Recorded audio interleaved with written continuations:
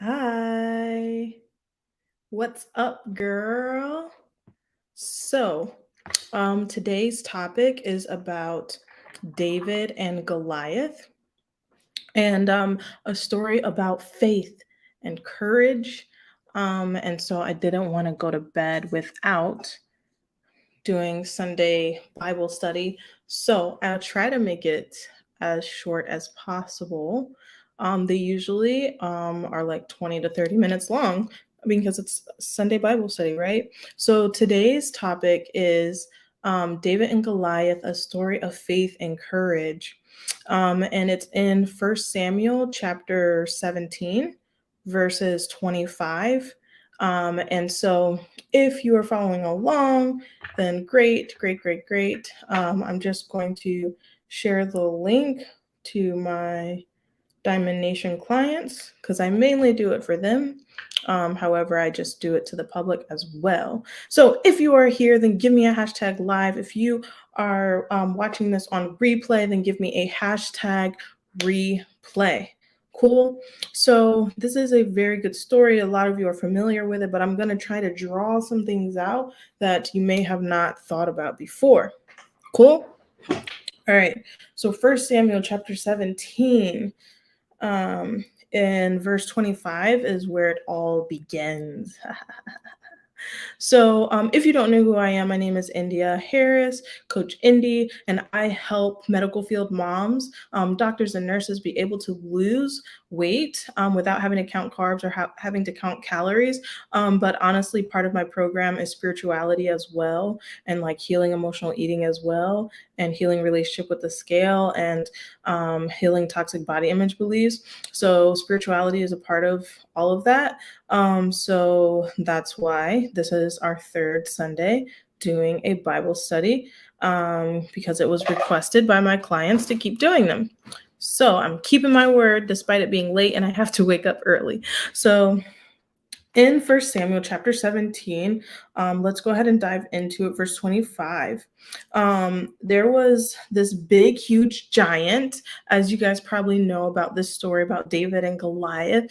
And you may not realize, though, like how big, like just how big he was, which I looked it up because in the Bible, it tells us his height and it says that he was. But the measurements in the Bible were different. Like the measurements in the Bible were in cubits, which cubits were 18 inches. So we go by foot here in America. Foot is 12 inches, but a cubit was a foot and a half. Okay. So if he was truly 6 cubits in one span, then this would have made Goliath 9 foot 6 inches. 9.5 feet.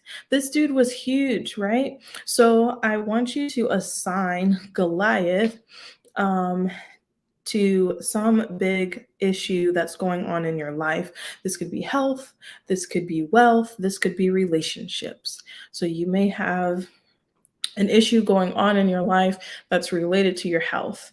Maybe it's prediabetes, maybe it's high blood pressure, maybe it's a number of things. Wanting to lose weight, it could be wealth, maybe some financial tests. It could be relationships. Maybe someone in your life is testing you and pushing boundaries. So, assign Goliath to whatever health, wealth, or relationship issue you are currently experiencing. And that's how we're going to apply it to your life because there's no point in listening to this but not applying it to your life, right? Okay.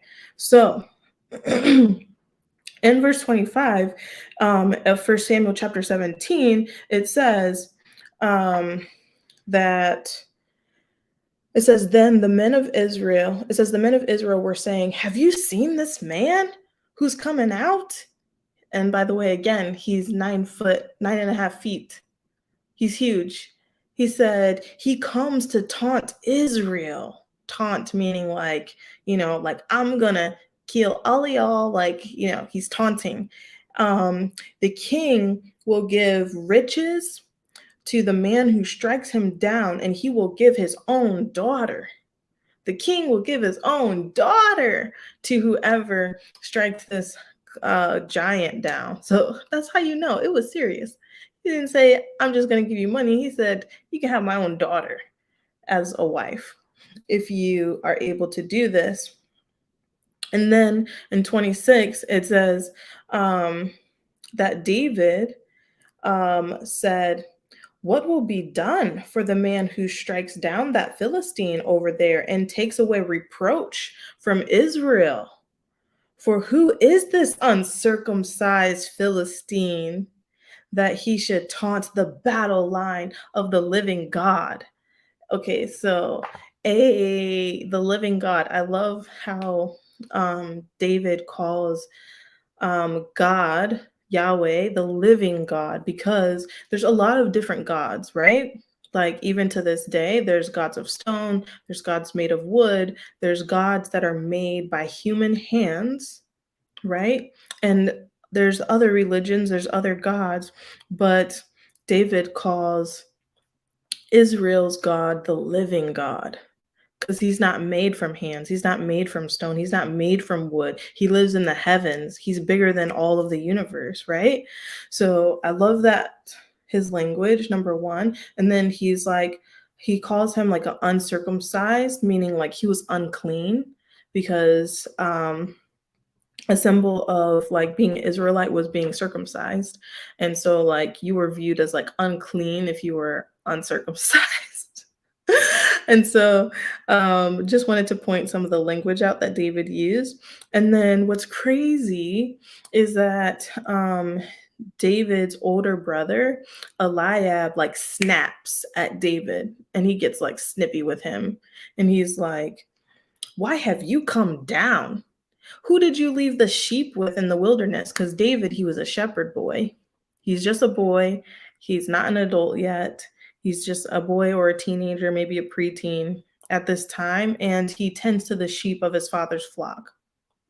So later on in life, David becomes a king, like a very wealthy man. He's over Israel, all of the things. But right now, he's just like this humble little sheep boy right now. But his brother snaps at him and is like, why are you even here? You're supposed to be watching the sheep, you little boy. But then, and then he assigns, and we talked about this in a different Bible study lesson, he assigns bad intent to David. He says in where am I? Verse 28 of First Samuel chapter 17, he says, I well know your presumptuousness and the bad intentions of your heart. You came down just to see the battle. So, like, first of all, David came actually to help, right? And to figure out like what's going on. Like, he had good intentions, but his brother, his own flesh and blood, assigned him bad intent, unfortunately. But what's crazy is that, like, there's a scripture that says, the inside of a man holds back anger, the inside of a man holds back rage. And so, do you think that David at this point could have had the right to like snap back at his brother and be like, what? What? I didn't come down here to watch no fight. I came down here to be the fight. Like, but he doesn't. He's like super calm, right? And he's like, um, basically, he's like, what did I do now?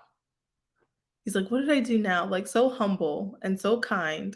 Like, this is the same little boy that slays Goliath that replies so kindly to his brother, like assigning him bad intention. So that just shows you like his heart, right?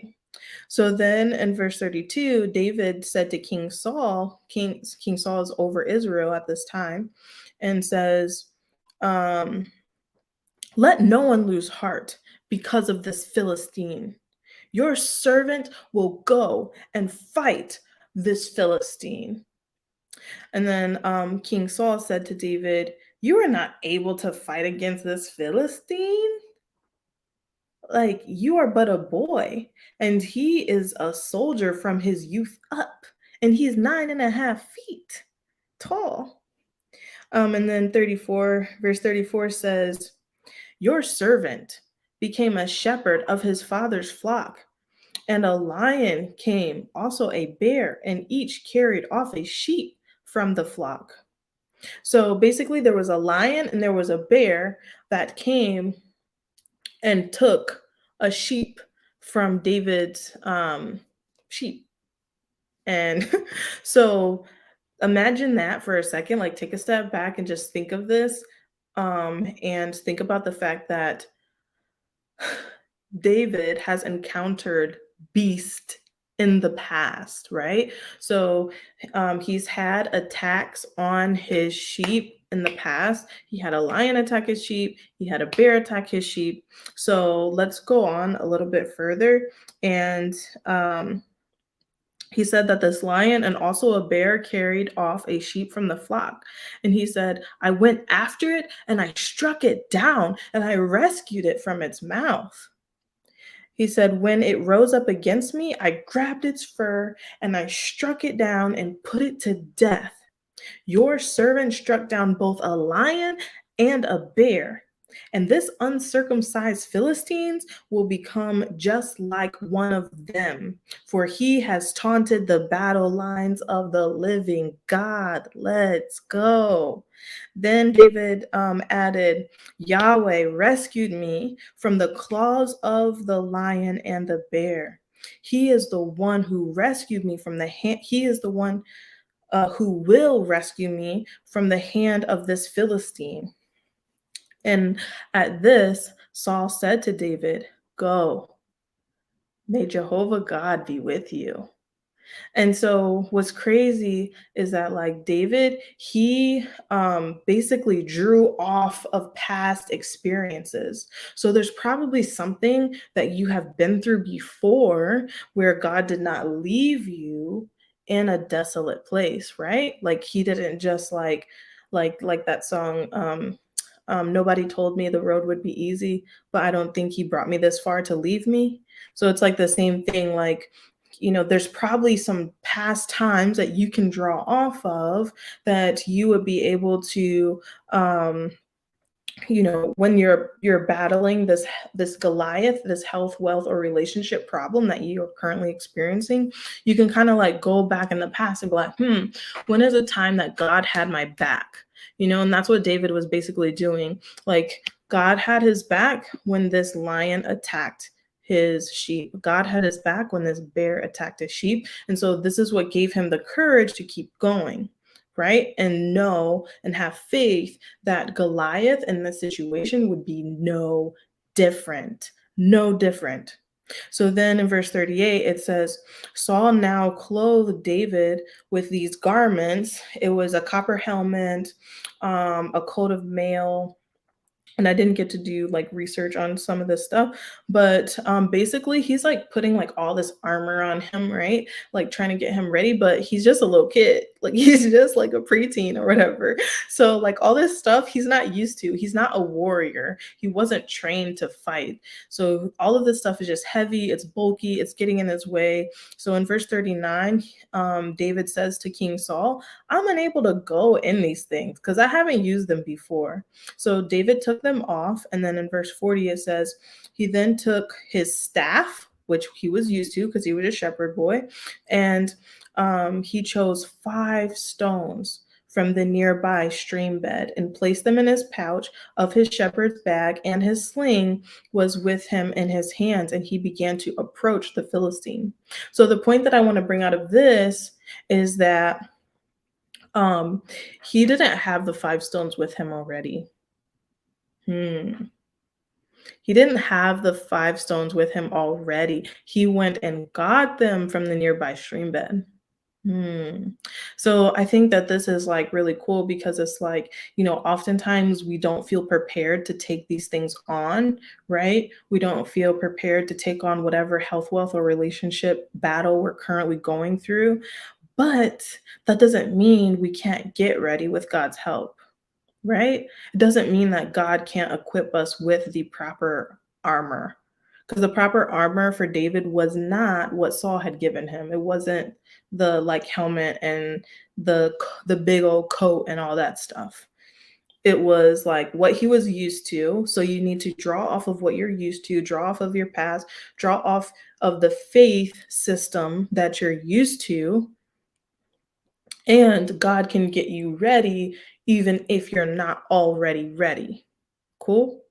So then let's move on to verse 41. It says that the Philistine came closer and closer to David and his shield bearer and was ahead of him. So Goliath's shield was so big, he didn't carry it himself. It was somebody else that actually carried his shield for him. And then in 42, excuse me, it says that when the Philistine looked at David and saw him, he sneered at him with contempt.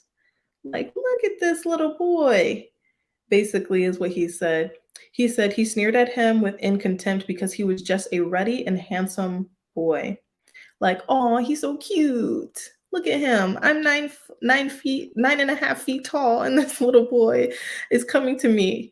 And then it says in 43, so the Philistine said to David, am I a dog so that you are coming against me with sticks?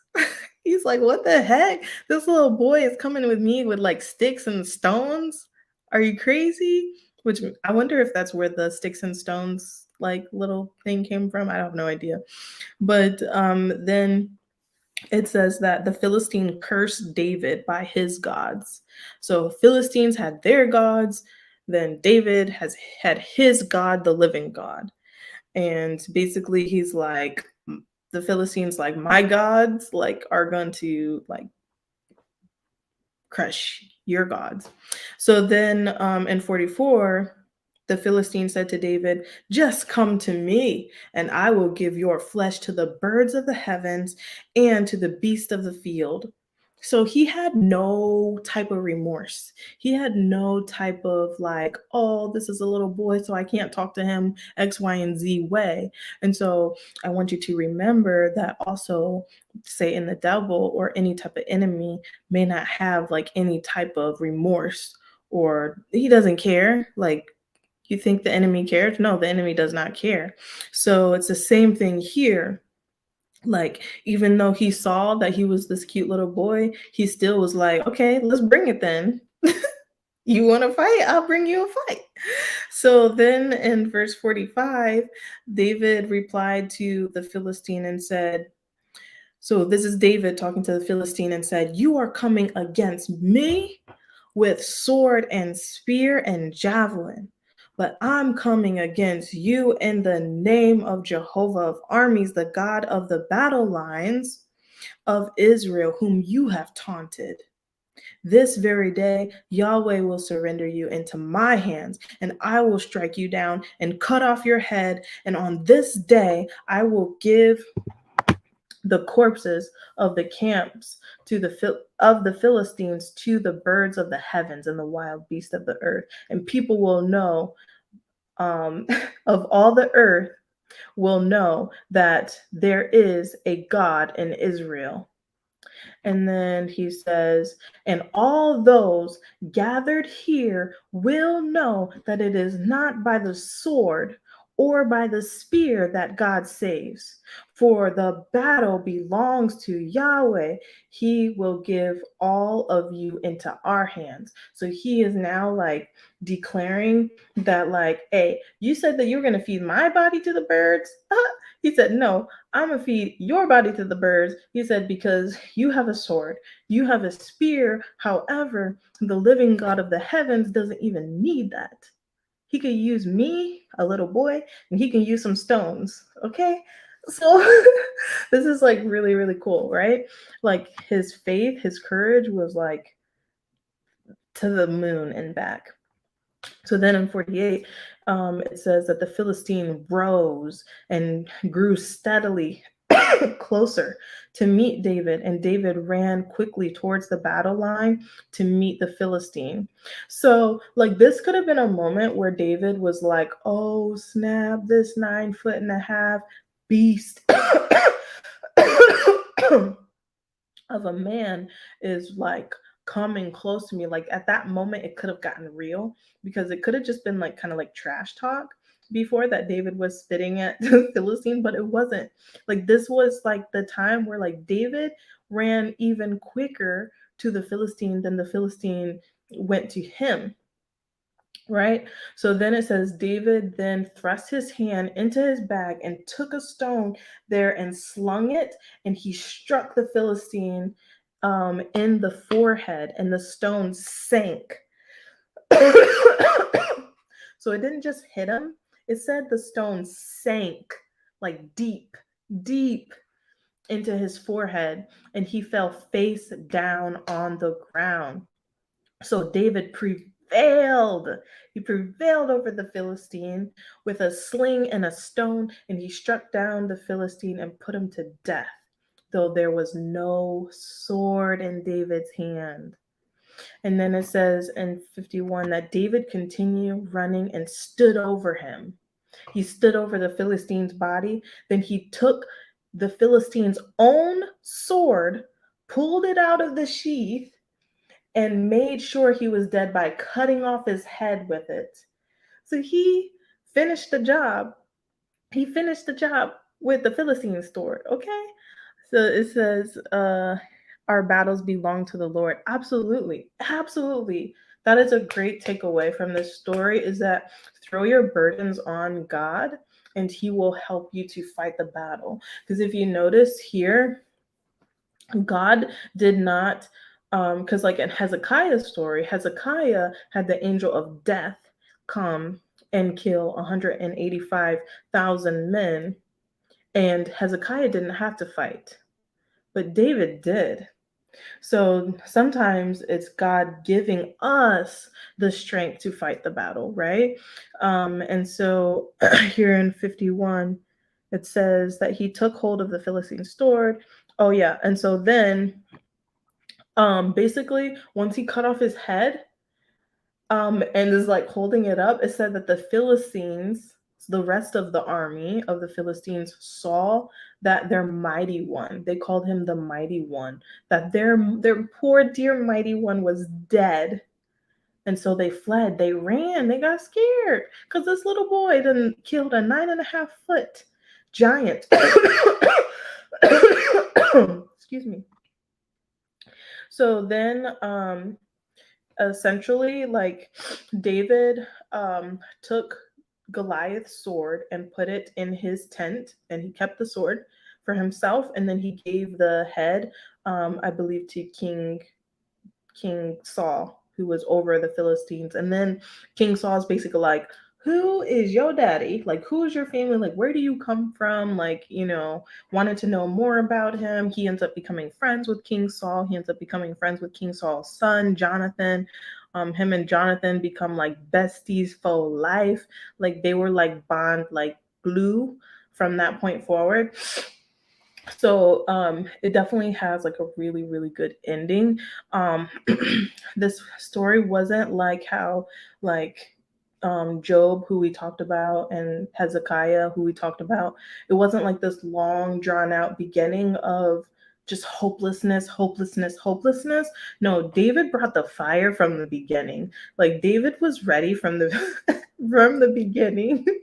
Because like Job, he was going through it. He was going through it. King Hezekiah, like he was distressed and he was sad and he was praying and he was crying out. David, he brought that fire, that courage from the rip.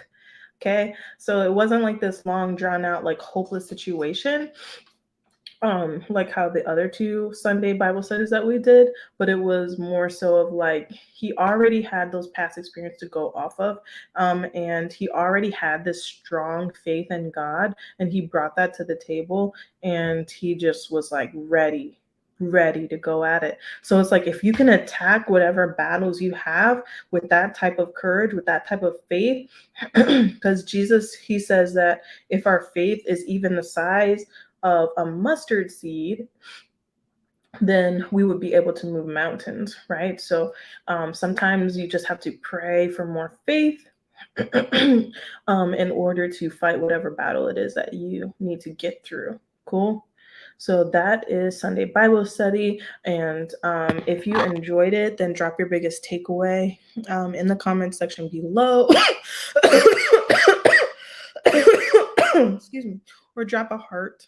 Hopefully, I'm not getting sick because my kids were sick and they came over here and yeah, was sharing drinks and stuff. But anyways, um, yeah, so drop your biggest takeaway down in the comment section below. And again, my name is India, and I help plus size moms be able to lose 20 pounds in 60 days without having to count carbs or count calories or cut carbs, any of the above. And so my program is kind of like all inclusive of like spirituality and weight loss and fitness and nutrition and mindset and just all of the things. So that's why I do the Sunday Bible study lives. So if you want to know how I do what I do, then drop a thick fit secrets down in the comment section below. And I'll reach out to you as soon as possible. But as always, it is faith, consistency, and hard work that's going to get you to your goals. But faith without works is dead like Goliath. All right. So I will talk to you guys later. Have a good night. Have a good week ahead of you. Bye.